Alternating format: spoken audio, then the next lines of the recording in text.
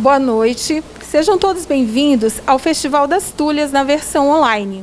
Um evento que valoriza toda a cadeia produtiva envolvida na gastronomia, na cultura, no turismo e no empreendedorismo.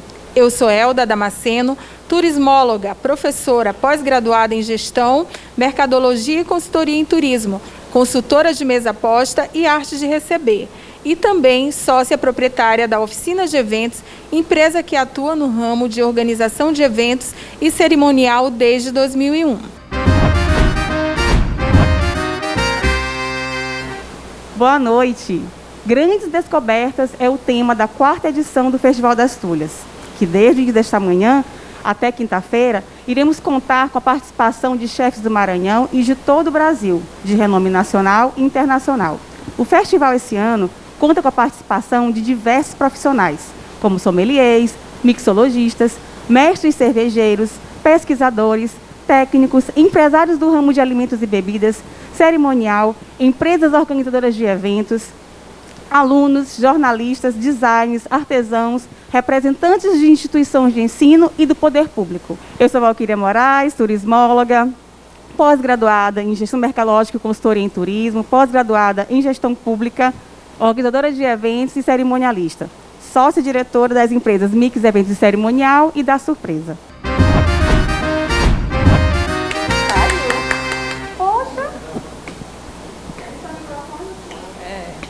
Boa noite. Troca de conhecimento e experiências fazem parte dos objetivos do Festival das Tulhas. Queremos, de fato, promover o que é do Maranhão, divulgando ingredientes, produtos e serviços relacionados à gastronomia, promovendo a vivência no mercado das tulhas e do turismo de experiência, além de estimular o empreendedorismo e a criatividade. Sou Luciana Enes, turismóloga, pós-graduada em gestão de pessoas e sócia proprietária da Oficina de Eventos, empresa consolidada no mercado do Maranhão, e temos como objetivo principal a realização dos sonhos dos nossos clientes através da prestação de um serviço com qualidade. Boa noite. E por falar em empreendedorismo e a criatividade, vamos conversar a partir de agora sobre um tema que já levou grandes empreendedores de grandes marcas criarem os seus negócios com o único objetivo: realizar sonhos e cumprir os seus propósitos de vida trabalhando. Essas empresas fazem o que hoje chamamos de empreendedorismo criativo. Eu sou Zenalda Albuquerque, turismóloga, pós-graduada em análise mercadológica e consultoria em turismo, organizadora de eventos e cerimonialista, sócia-diretora das empresas Mix Eventos e Cerimonial e da Surpresa.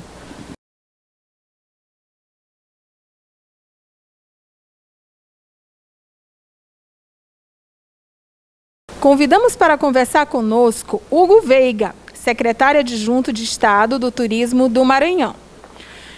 Graduado em hotelaria pela Universidade Federal do Maranhão, pós-graduado em docência do ensino superior e MBA em marketing pela Fundação Getúlio Vargas, mestrando em ciências da educação pela Universidade Católica de Braga, Portugal. Atuou por mais de uma década na Secretaria Municipal de Turismo, passando por diversos setores como planejamento, análise mercadológica, qualidade e qualificação e ocupando cargos de chefia nas coordenações e receptivo e de promoção turística.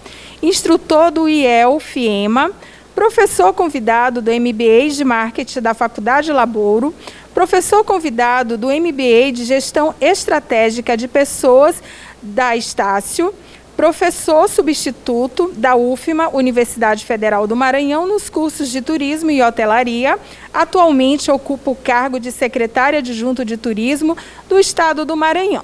Iniciando nossa conversa com o secretário Hugo Veiga, vamos fazer uma pergunta esclarecedora para quem ainda não conhece o tema abordado. Secretário, boa noite, tudo bem? Secretário, o que é empreendedorismo criativo? Bom, boa noite a todas vocês, boa noite àqueles que nos ouvem e nos veem. É um prazer estar participando do Festival das Tulhas nesse período de pandemia na versão online. Bom, empreendedorismo criativo é todo e qualquer movimento de empreender de forma não tradicional, saindo da caixa. Então, toda e qualquer ideia ou qualquer tipo de pensamento a ser executado que não seja um pensamento padrão e que venha a quebrar paradigmas, veja ressignificar uma cadeia produtiva ou uma atividade, é empreendedorismo criativo. Tudo bem, secretário? Boa noite mais uma vez. A gente sabe que, de acordo com alguns dados de vários órgãos, né, eu vou destacar aqui o SEBRAE, antes da pandemia, o crescimento mundial da indústria criativa era de 8,8%. Né? Isso ao ano. No Brasil, obtivemos dados que a produção equivalia a 18%, né? Isso 18% do PIB total, se apresentando como uma poderosa força, né, no mundo, se apresentando também como um dos setores da economia que mais crescem no mundo. Isso observando índices de geração de renda, criação de empregos, de ganhos com exportação. E o Brasil foi citado entre os grandes produtores mundiais de criatividade. Dentro do nosso estado, né, quais os órgãos onde podemos contar que tem um papel relevante na prosperidade desse setor, além do SEBRAE, que a gente já havia citado anteriormente? Bom, o governo do estado ele trabalha com o Casarão Tech através da SECTI, que é a Secretaria de Ciência e Tecnologia, onde há um processo de incubação e de aceleração de startups. Então é o grande agente de promoção e de desenvolvimento dessas ideias disruptivas, digamos assim. Você tem o Cressol também, que é da economia solidária, que também bebe um pouco da economia criativa, tá? E obviamente que a gente tenta fomentar também os produtos manufaturados e o artesanato local através do CEPRAMA. Mas o grande expoente do governo do estado é a Secretaria de Ciência e Tecnologia através do Casarão Tech. Boa noite, secretário. Como a nova geração de empreendedores brasileiros está revolucionando a forma de pensar conhecimento, criatividade e inovação? Bom, a gente vem observando os movimentos que são disruptivos.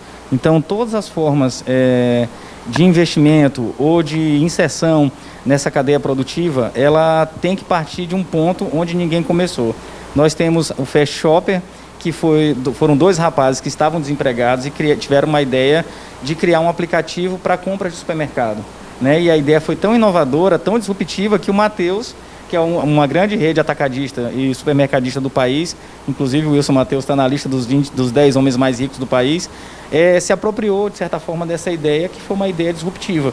Então, aqui no Maranhão, a gente consegue ver toda uma cadeia produtiva ligada à Jussara, por exemplo, com a produção ali do Parque da Jussara, da Festa da Jussara no Maracanã, onde se consegue fazer biojoias, onde se consegue trabalhar a questão de trançados para confecção de roupas, de tecidos e toda uma espécie de subproduto, inclusive artesanal, da cadeia produtiva da Jussara.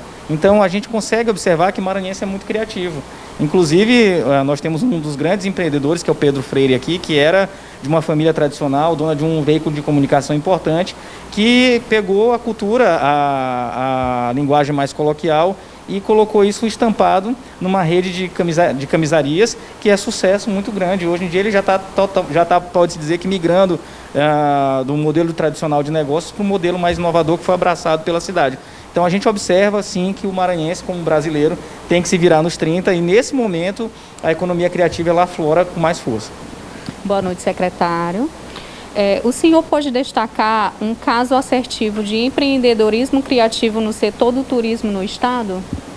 Sim, de maneira muito interessante, ao dar cursos de agenciamento e transporte turístico, um curso que eu dei que eu ministrei na Secretaria Municipal de Turismo há uns 5 anos atrás, o Mendes, que era bombeiro, do Corpo de Bombeiros do Governo do Estado do Maranhão, tinha muita vontade de empreender na atividade turística. Então ele buscou alguns cursos que a gente dava na época via Secretaria Municipal de Turismo, no programa de qualificação turística, que era o Qualitur, e de forma assim esplendorosa resolveu empreender num terreno árido onde ninguém queria empreender, que seriam esportes radicais e de aventura na ilha de São Luís e no entorno. Então, por exemplo, na Pedreira lá em Bacabeira, ele fez uma excursão para fazer tirolesa lá. E aí as pessoas, os sabotadores começaram a dizer, nossa, você não tem segurança lá, não tem ponto de apoio, não tem banheiro, desestimulando-o a fazer isso. E ele falou, olha, eu vou trabalhar com segurança porque eu sou bombeiro. E fez a primeira excursão, foi super lotada. Depois ele começou a fazer boia cross no Rio Una. E aí as pessoas disseram, não tem parte navegável, tem muita pedra, é impossível fazer.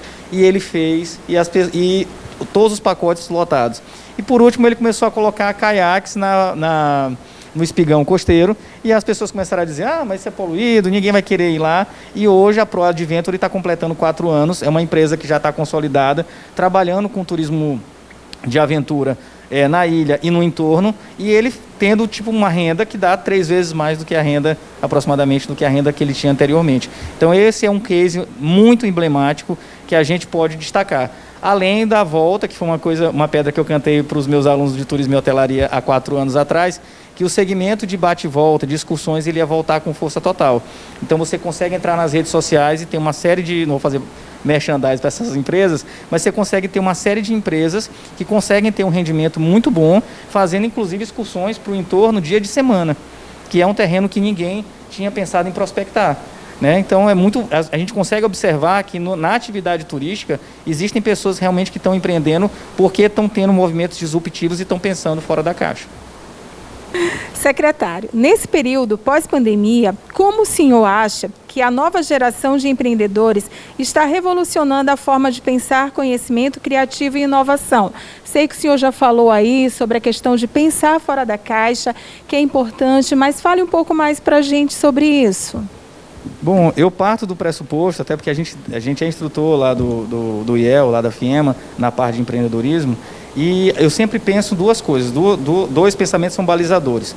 Você precisa resolver uma dor de um cliente e você precisa suprir uma necessidade ou um desejo. Então eu acredito que todo empreendedor consiga ter sucesso se ele consegue resolver essa dor e ao mesmo tempo ele conseguir suprir uma necessidade e um desejo.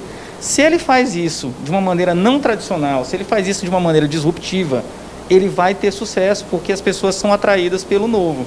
Então, por exemplo, a gente ficou à mercê de um tratamento muito ruim dos transportes de táxi até virem os aplicativos. E aí, quando o aplicativo ele invade a nossa vida, ele supre uma necessidade, né? Mas ele supre uma dor. Você precisa ter um atendimento melhor, em tempo hábil, com agilidade, porque o celular virou extensão, o smartphone virou extensão do nosso corpo. Então, o que não funcionar, que é outra coisa que eu sempre falo para quem quer empreender, se o teu modelo de negócios não funcionar nesse aparelho que virou extensão do nosso corpo, você está fadado ao fracasso. Então, quando a gente vai ministrar os cursos, e eu sou professor nessa área de empreendedorismo, a gente sempre tem eixos balizadores. Então, todo mundo que vai empreender tem que tentar resolver um problema, né, e suprir uma necessidade e um desejo. Eu acredito que as pessoas, no novo normal, né, nessa segunda década do século XXI, que acaba de findar, já estamos indo para a terceira, vão ter sucesso as pessoas que conseguirem resolver uma dor e suprir uma necessidade, um desejo de uma maneira disruptiva, fora da caixa. Então a gente era à mercê de um serviço de transporte muito ruim, que eram os táxis, né, raramente você era bem atendido. Então de uma hora para outra você começa a ter uma ferramenta que passa a ser normal no teu dia a dia, que é um aplicativo onde você vai chamar no seu mobile, que é o celular, o smartphone virou extensão do nosso corpo, e o modelo de negócios que não funcionar no smartphone dificilmente vai funcionar na prática. Então você consegue chamar um carro que vai te atender super bem, você consegue avaliar em tempo normal aquele motorista. Inclusive eu em uma viagem deixei uma mala no carro, então eu atestei a segurança desse modelo. A mesma coisa com o Airbnb, que é a maior plataforma de hospedagem do mundo, que não tem um único hotel, onde as pessoas colocam seus quartos, suas casas para alugar. A gente pode falar do Rappi, a gente pode falar das fintechs, que são os bancos digitais, que não cobram nenhuma taxa e fazem com que esse cartel dos bancos tenham que repensar seu modelo de relacionamento com o cliente. E assim, todo e qualquer novo modelo de negócios que suprir necessidades e desejos, que resolver uma dor e que for criado pensando fora da caixa, vai ser sucesso. Então, eu acredito muito fortemente, agora obviamente precisa estar conectado num smartphone, precisa estar nessa extensão do corpo, porque ninguém mais vive, né, sem um smartphone. Ele veio, infelizmente, para invadir, ou felizmente, para invadir nossas vidas de forma definitiva. Secretário, como o Festival das Tulhas pode estimular o processo criativo de empreendedores para o desenvolvimento da cultura e do turismo? Então, a gente pode usar como resposta um case de uma capital vizinha, que é Belém do Pará, que além dos vários outros atrativos que tem, hoje a maior forma de atração de turistas é o turismo gastronômico. Porque o que foi feito lá? As pessoas pegaram ingredientes e insumos tradicionais da gastronomia tradicional, do tacacá, do pato no tucupi, e de vários outros pratos paraenses, e começaram a ressignificar esses pratos. E o que aconteceu? Esse movimento se espalhou por toda Belém, né? Foram trabalhadas as questões da alta gastronomia e isso houve uma identificação direta dos seus moradores. Eles se apropriaram. A gente tem um problema muito sério aqui, infelizmente, eu posso falar que eu sou ludovicense, maranhense, criado aqui, não deixo ninguém de fora falar mal da nossa terra, mas a gente tem autoestima muito baixa. O maranhense e o ludovicense tem autoestima muito baixa, ao contrário do paraense. Então, isso gerou um fluxo tão grande dos próprios moradores para começarem a consumir esses novos produtos, inclusive formas diferentes de fazer um prato tradicional, que é a maniçoba, que gerou um movimento gastronômico tão amplo e tão forte que a Veja, que é a revista de maior circulação nacional, encarta tem um encarte especial de gastronomia, que é a Veja Gastronomia, que é encartada a cada 15 dias, com notícias específicas da gastronomia paraense circulando a nível nacional. E você vê hoje como uma das referências nacionais para o país, inclusive concorrendo diretamente com São Paulo, que é o berço do turismo gastronômico, Belém aqui nosso vizinho. Então a gente entende e espera que o Festival das Tulhas seja uma iniciativa que venha para somar, que venha para intensificar esse tipo de iniciativa, que faça diversificar a oferta de pratos e de locais, né, e de formas de visualizarmos as questões gastronômicas da culinária local e principalmente fortalecer a identidade local. A gente vê as pessoas deixando de falar Jussara para falar açaí, deixando de falar beiju para falar tapioca, e isso nos entristece muito. Então, acredito que toda iniciativa como essa é muito bem-vinda. Ok, obrigada. Identidade fortalecendo o turismo, na verdade, e vice-versa. Obrigada. Secretário, a criatividade pode ser natural de cada um, mas também pode se aprender a ser criativo. Em um mundo onde as mudanças acontecem com extrema velocidade, quais conselhos o senhor daria para quem deseja ser um empreendedor? Bom, primeiro conselho que eu daria é olhar para si. Então, primeira pergunta, eu tenho alguma dor que não está solucionada? Eu tenho uma necessidade ou um desejo de que ninguém pensou em solucionar? Então seria a primeira pergunta. A segunda pergunta, existe uma estratégia que é usada na administração, um termo que é usado na administração, que é benchmarking, que nada mais é do que cópia e adaptação das melhores práticas. E a gente tem que ter muito cuidado para entender que nós temos um mercado com uma unicidade, é um mercado extremamente diferente do resto do Nordeste, diferente da região Norte, e ele é um mercado único, né? Tem suas especificidades. Então, não naturalmente o que deu certo em outros estados ou em outras capitais dará certo aqui, porque existe um modo de vida, um modo de entender e de interpretar das pessoas daqui que é diferente do resto do país. E o terceiro conselho que eu daria é o seguinte: fique atento às novas tecnologias e não pare de estudar nunca, né? Porque o mundo, a gente está às vésperas do 5G, que vai ressignificar tudo que a gente pensa nos processos produtivos e criativos, e a licitação agora no final do ano deve entrar com força total no Brasil no ano que vem. E assim, trabalhos repetitivos irão desaparecer, o ser humano vai ficar muito mais dependente da tecnologia e é um caminho sem volta.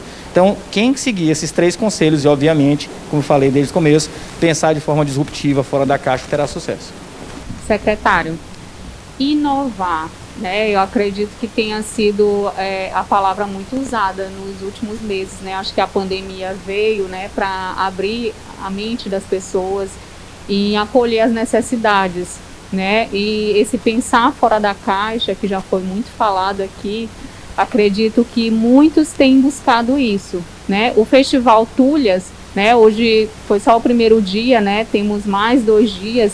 Então, assim, tem muita novidade, muita coisa legal para que as pessoas possam ver novidades, né? E pensar sobre isso.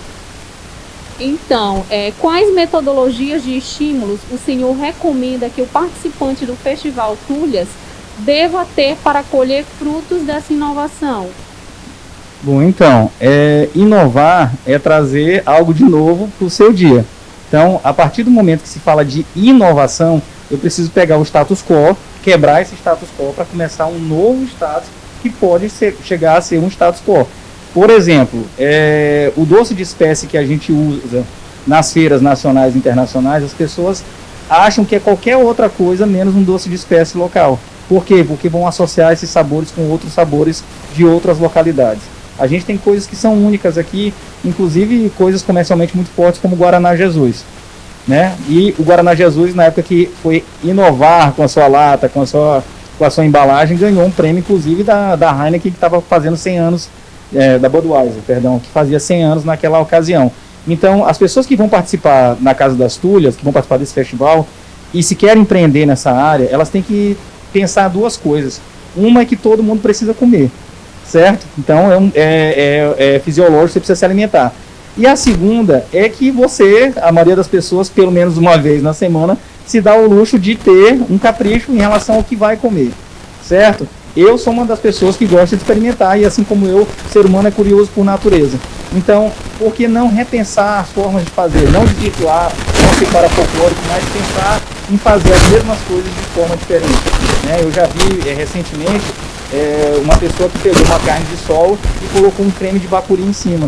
Então, quando eu olhei aquilo, eu achei uma sandice até experimentar, né? Então, um preconceito, que era um conceito pré-existente, e aí, tipo assim, essa mistura de doce com salgado, essa coisa agridoce, meio cítrico, né?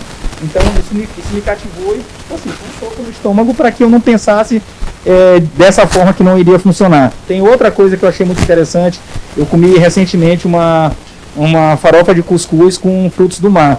Também achei muito surreal, né? Porque a pessoa ainda colocou umas rodelas de abacaxi no entorno. Mas assim, foi uma das melhores coisas que eu experimentei nos últimos tempos. Então, a gente tem insumos muito importantes ainda no estado. Ainda bem a gente não passou por esse problema da alta do arroz, porque a agricultura familiar tem suprido a gente com esses insumos. E assim, a gente tem colorido, a gente tem diversidade de insumos para trabalhar, falta ter criatividade e coragem, obviamente, para colocar isso em prática. Dentro desse conceito de inovação, eu sempre dou um exemplo de uma aluna minha que tinha um salário muito bom numa multinacional e ficou desempregada. E aí, quando ela veio me procurar, ela estava totalmente desesperada. Ela falou: professor, vou vender Avon, Natura, Mary Kay, e o que eu faço para conseguir novos clientes? Eu falei para ela, perguntei: quantos clientes você conhece quantas pessoas você conhece que vende Natura, Mary Kay e Avon? Ela disse vários. Eu falei: você está no Oceano do Mar Vermelho. Então, você precisa ter duas coisas. Primeiro, que inovação não custa caro. Criatividade pode ser muito barata. É só um jeito novo de pensar e executar. Então, eu sugeri para ela que ela colasse uma moeda de R$1 embaixo de cada produto e escrevesse à mão que toda vez que essa moeda fosse na mão num produto, que ela esperava que voltasse 1.000 para a pessoa que comprou. Esse foi o primeiro pulo do gato. Ela conseguiu potencializar a venda dela em 10 vezes e a pessoa que comprasse 3 vezes um produto na mão dela ganharia um doce de espécie, porque eu falei que tu tem que gerar uma identidade local. Esses produtos são nacionais, mas você tem que gerar a identidade local. E a questão do paladar e do olfato são sentidos que nos remetem a lembranças muito antigas. Então, vai ficar marcado que aquele produto, seja de qualquer área da cosmética, vai ser uma maranhense que está vendendo e está vendendo diferente dos demais. Então, eu acredito muito que inovação e criatividade não necessariamente necessitam de grandes investimentos ou de muita tecnologia. Além de criar o diferencial, né, é importante criar a identidade mesmo, né? Obrigada, secretária. Bom, gente, então, continuando aqui nesse bate-papo maravilhoso com o secretário, que tem nos acrescentado muita coisa, esperamos que para vocês também, como participantes do festival. Temos mais uma pergunta, secretário.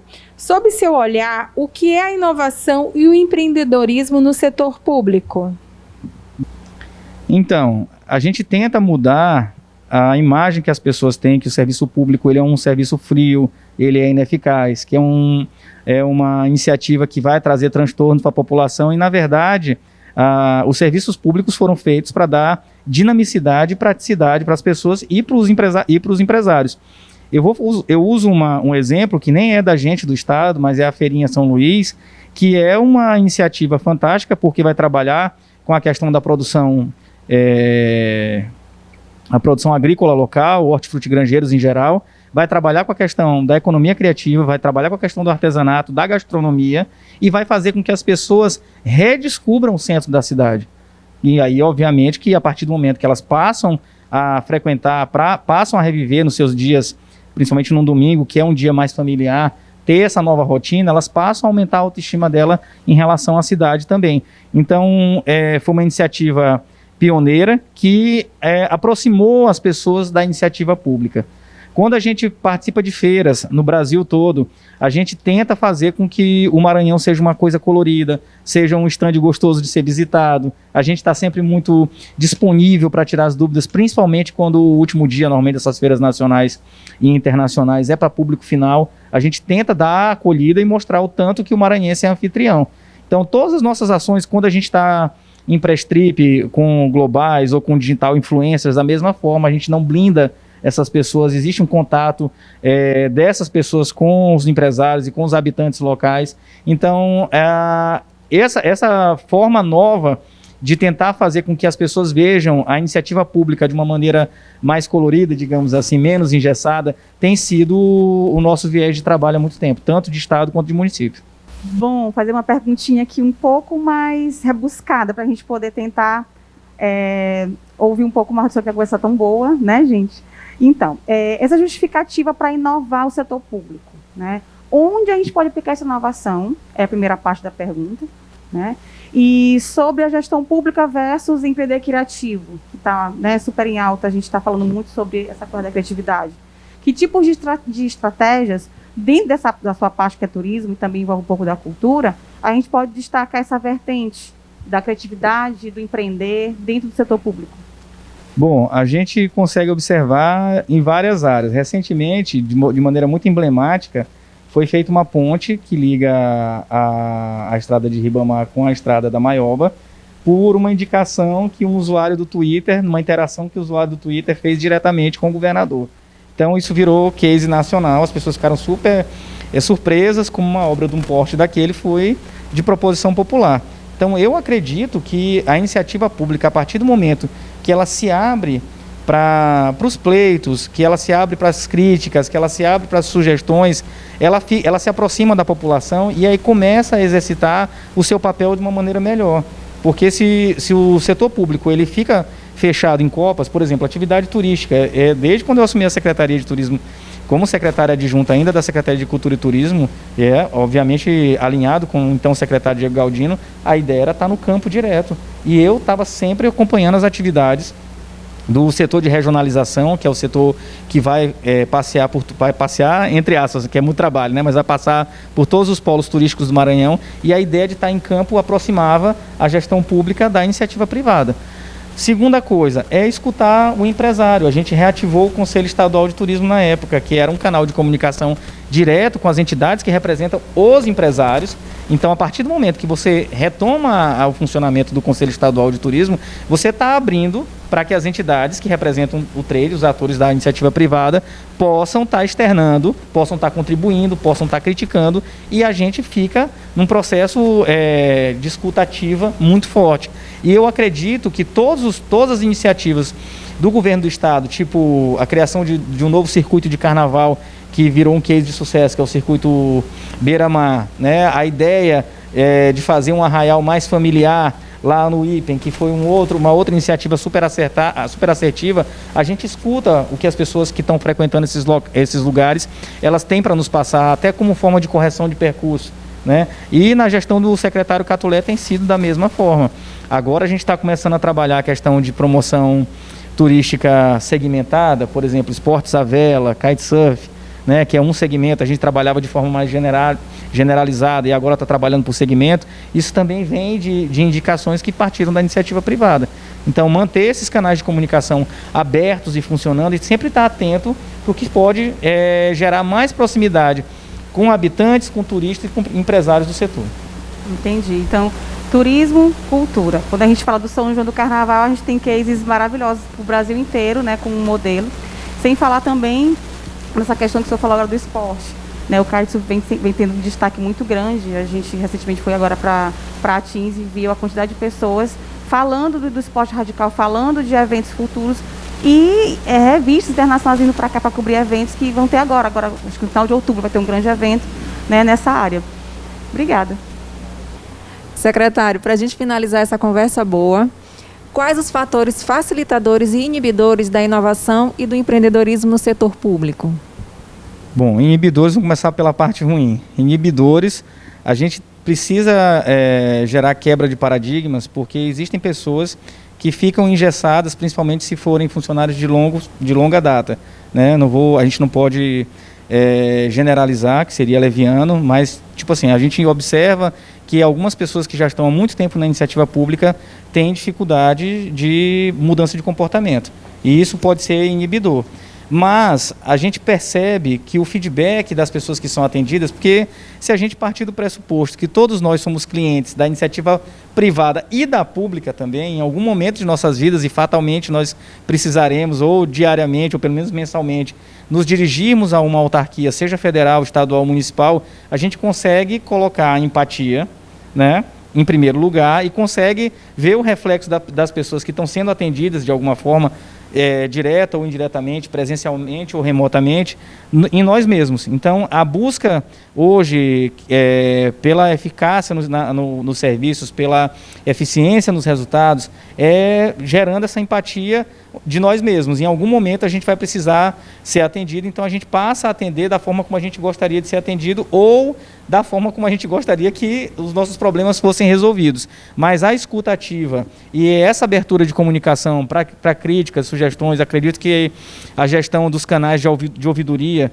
que é um processo direto, que não tem atravessadores, então a verdade ela chega para o gestor de forma muito direta e às vezes muito dura também, tem feito com que digamos assim, os vícios do serviço público tenham começado a ser colocados de lado.